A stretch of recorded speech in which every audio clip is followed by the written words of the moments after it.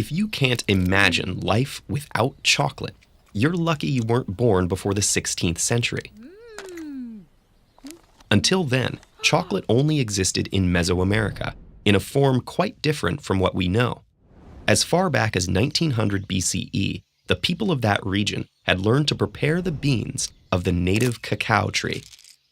The earliest records tell us the beans were ground and mixed with cornmeal and chili peppers to create a drink, not a relaxing cup of hot cocoa, but a bitter, invigorating concoction, frothing with foam.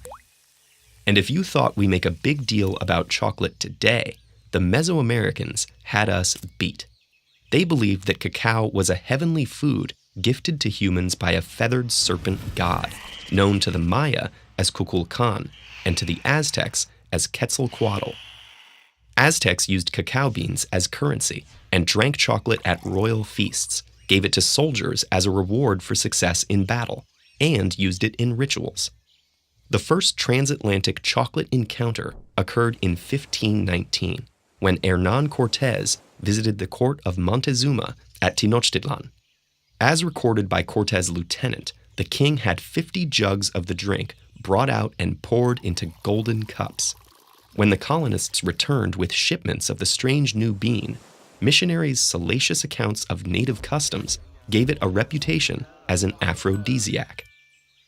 At first, its bitter taste made it suitable as a medicine for ailments like upset stomachs. But sweetening it with honey, sugar, or vanilla quickly made chocolate a popular delicacy in the Spanish court. And soon, no aristocratic home was complete without dedicated chocolateware. The fashionable drink was difficult and time-consuming to produce on a large scale. That involved using plantations and imported slave labor in the Caribbean and on islands off the coast of Africa. The world of chocolate would change forever in 1828 with the introduction of the cocoa press by Conrad van Houten of Amsterdam. Van Houten's invention could separate the cocoa's natural fat, or cocoa butter. This left a powder that could be mixed into a drinkable solution or recombined with the cocoa butter to create the solid chocolate we know today. Not long after, a Swiss chocolatier named Daniel Peter added powdered milk to the mix, thus inventing milk chocolate. By the 20th century, chocolate was no longer an elite luxury, but had become a treat for the public. Meeting the massive demand required more cultivation of cocoa, which can only grow near the equator. Now, instead of African slaves being shipped to South American cocoa plantations, cocoa production itself would shift to West Africa, with Côte d'Ivoire providing 2/5 of the world's cocoa as of 2015. Yet, along with the growth of the industry, there have been horrific abuses of human rights. Many of the plantations throughout West Africa, which supply Western companies, use slave and child labor, with an estimation of more than 2 million children affected.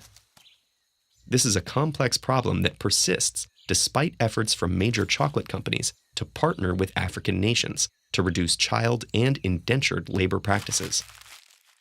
Today, chocolate has established itself in the rituals of our modern culture. Due to its colonial association with native cultures, combined with the power of advertising, chocolate retains an aura of something sensual, decadent, and forbidden. Yet knowing more about its fascinating and often cruel history, as well as its production today, tells us where these associations originate and what they hide.